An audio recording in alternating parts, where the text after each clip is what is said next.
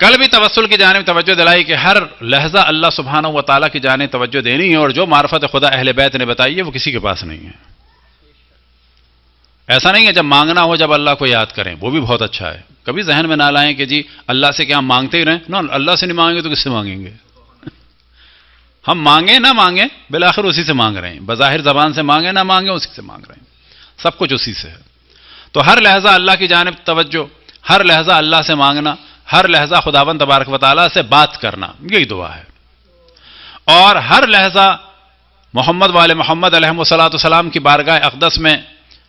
سلام پیش کرنا، ان کی جانب توجہ دینا، اور اپنی حاجات ان کی بارگاہ میں پیش کرنا، کیونکہ اللہ سبحانہ و تعالیٰ نے اشرف الانبیاء کو رحمت للعالمین بنایا ہے۔ نہ اللہ سے مانگنا کوئی خود غرضی ہے کہ جی جب ضرورت ہوئی آ گئے، بھئی جب ضرورت ہوئی نہیں ہوئی، اچھا جب ہوئی آ گئے، پھر ضرورت ہوئی پھر آ گئے، بھئی تو ظاہر ہے ہر دفعہ اللہ ہی کے پاس آئیں گے اور کہاں جائیں گے؟ یعنی ایک دفعہ اللہ کے پاس جائیں، ایک دفعہ اللہ کے مخالف کے پاس جائیں، نا اللہ کا شکر ہے کہ جب حاجت ہوئی اللہ کے پاس گئے، پھر بے شک اگر معاذ اللہ گناہ بھی کیا لیکن پھر اللہ کے پاس آ گئے، یہ زیادہ بہتر ہے یا گناہ کر کے کہیں اور چلے جائیں وہ بہتر ہے؟ تو اس وجہ سے کہا جاتا ہے کہ ہر لحظہ اللہ کو یاد رکھا جائے اور ہر لحظہ معصومین علیہ السلام کی جانب توجہ ہو اور توسل کیا جائے۔ ایران کے ایک بڑے شاعر تھے اور خطاط تھے، اور 68 انہوں نے قرآن لکھے تھے اپنے زمانے میں، اور ٹاپ کے خطاط تھے، اور ان کا نام تھا مرزا محمد شفیع، اور تخلص تھا کیونکہ شاعر تھے تو ان کا تخلص تھا وصال شیرازی۔ اب کیونکہ خطاط تھے تو ان کی آنکھوں کی بینائی بڑی متاثر ہوئی، اس زمانے میں ظاہر لائٹ کا بھی پرابلم تھا، تو اس زمانے میں حکیموں سے انہوں نے رجوع کیا، سب نے کہا کہ ایک کتابت چھوڑنی ہوگی۔ انہوں نے تھوڑے دن کے لیے چھوڑی، اس کے بعد پھر شروع کر لی، یہاں تک کہ نابینا ہو گئے۔ اب جو نابینا ہوئے تو انہوں نے توسل کیا معصومین علیہم السلام سے کہ مجھے میری بصارت لوٹا دیں۔ تو انہوں نے خواب میں اشرف الانبیاء کو دیکھا، کیونکہ یہ شاعر تھے تو آپ نے فرمایا کہ تم میرے حسین کے لیے کوئی کلام کہو، یعنی شفا کے لیے کلام کہو۔ وہ فرماتے ہیں اسی وقت جناب سیدہ سلام اللہ علیہا تشریف لائیں،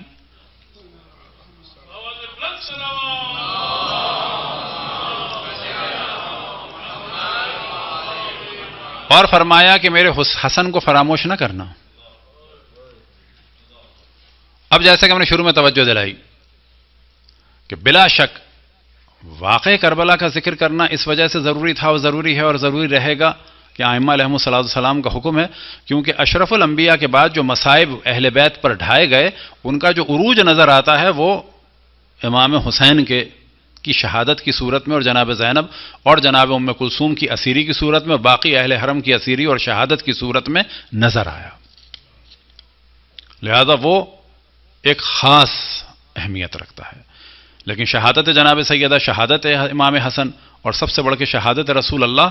اسے بھی ہمیں فراموش نہیں کرنا ہے۔ تو اب انہوں نے جو اشعار شروع کیے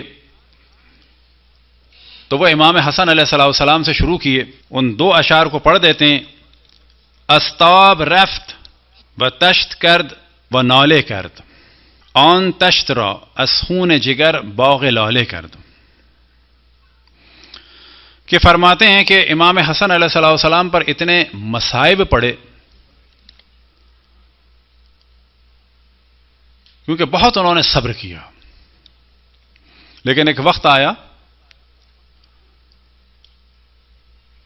کہ ان کے مصائب سے ان کے سامنے جو تشت تھا وہ بھر گیا، یعنی عجیب انہوں نے ربط دیا ان کے صبر سے ان کے تشت کو۔ اور اس کے بعد امام نے گریہ کیا،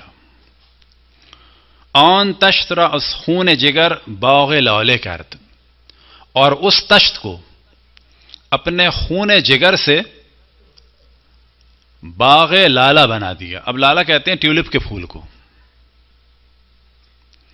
یعنی اس تشت کو اپنے خون سے انہوں نے ایک ٹیولپ کا باغ بنا دیا، یعنی سرخ ہو گیا اور اس میں ان کے ٹکڑے ہیں۔ خونی کے خرد در ہمیں عمر از گلو بریخت، جو خون انہوں نے تمام عمر امام نے پیا، یعنی جسے کہتے ہیں محاورتاً خون جگر پیا، تو اسی جانب کہہ رہے ہیں خونی کے خرد در ہمیں عمر از گلو بریخت، تمام عمر جو خون جگر انہوں نے پیا تھا، اب ایک وقت آیا آخر وقت میں کہ سب انہوں نے باہر نکال دیا۔ دل را تو ہی ز خون دل چند سالے کرد، اور اپنے دل کو اس چند سال میں جو انہوں نے خون جگر پیا تھا اس سے خالی کر دیا۔ وہ فرماتے ہیں جیسے ہی میں نے پہلا شعر کہا، کیونکہ وہ اٹھ چکے تھے اس وقت، اور اسی خواب کے حساب سے وہ کہتے ہیں کہ میں نے اشعار کہنا شروع کیا، اور جناب سیدہ کے مطابق پہلے امام حسن کے کہے، جیسے ہی میں نے پہلا شعر کہا تو میری بینائی پلٹ آئی۔ باقی اشعار انہوں نے کہے اس عالم میں کہ بینائی آ چکی تھی، اور اپنے زمانے میں یہ امام حسن علیہ السلام کے معجزے کے نام سے پہچانے جاتے